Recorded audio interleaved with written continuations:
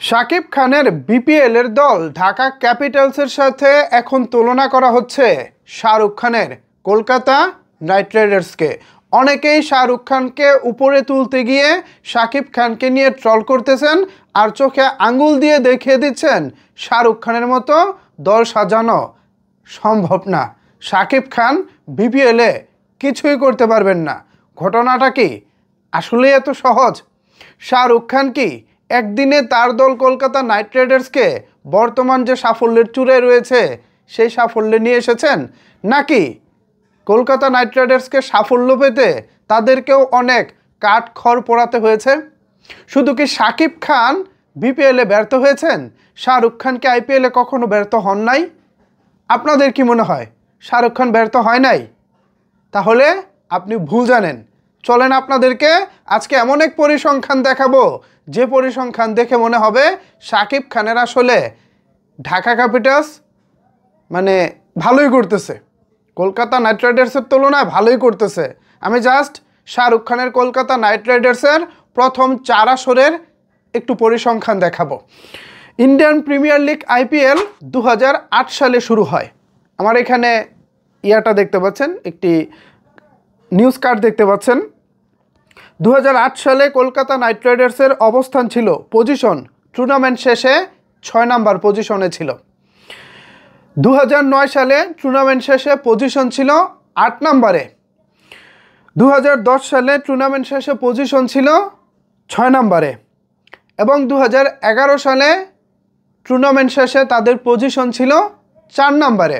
অর্থাৎ প্রথম 3 বছর বলতে পারেন স্ট্রাগল করেছে শাহরুখ খানের কলকাতা নাইট রাইডার্স। 4 বছরের মাথায় এসে তারা 4 নম্বর পজিশনটা পেয়েছে। সুতরাং যারা শাকিব খানকে নিয়ে আজকে ট্রল করতেছেন আর বলতেছেন শাহরুখ খানের মতো দল বানানো সম্ভব না, কলকাতা নাইট রাইডার্স একটা বিশাল ব্যাপার সেপার, ওকে ফাইন, বিশাল ব্যাপার সেপার, বাট তাদের ব্যর্থতাটাও তো আপনাকে দেখতে হবে, তাই না? খালি সাফল্যটাই দেখবেন আর ব্যর্থতার গল্প শুনবেন না, তা তো হতে পারে না। শুরুর দিকে কলকাতা নাইট রাইডার্সের জার্সি কালো রঙের ছিল। যারা 2008 সালে আইপিএল দেখেছেন বা কলকাতার অতীত জানেন তারা নিশ্চয়ই জানেন কলকাতার জার্সির রং ছিল কালো। পরপর 3 বছর খারাপ করার কারণে কলকাতা নাইট রাইডার্সের কপালে ছিল চিন্তার ভাঁজ। তারা চিন্তায় পড়ে গিয়েছিল কেন তাদের কলকাতা নাইট রাইডার্স এভাবে খারাপ খেলতেছে।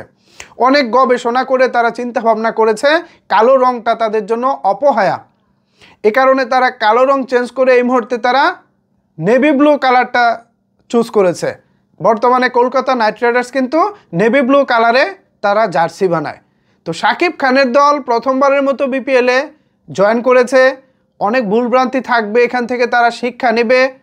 আমরা হয়তো প্রত্যাশা অনেক বেশি করে ফেলেছিলাম, সেই প্রত্যাশা হয়তো বা ঢাকা ক্যাপিটালস ফুলফিল করতে পারে নাই, কিন্তু তার মানে এই নয় শাকিব খানের দল পচে গেছে বা শাকিব খান পচে গেছে, তাকে নিয়ে ট্রল করতে হবে, ট্রলের বন্যা বইয়ে দিতে হবে। দেখেন, সাফল্য পাওয়াটা এত সহজ না। পৃথিবীর অনেক মানুষকে পাবেন বর্তমানে যারা সফল, কিন্তু অতীতে তাদের ব্যর্থতার ষোলকলা পূরণ ছিল।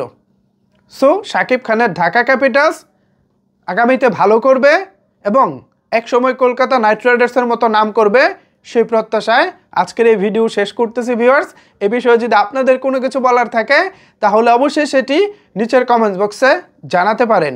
ধন্যবাদ সবাইকে এতক্ষণ আমার সাথে থাকার জন্য।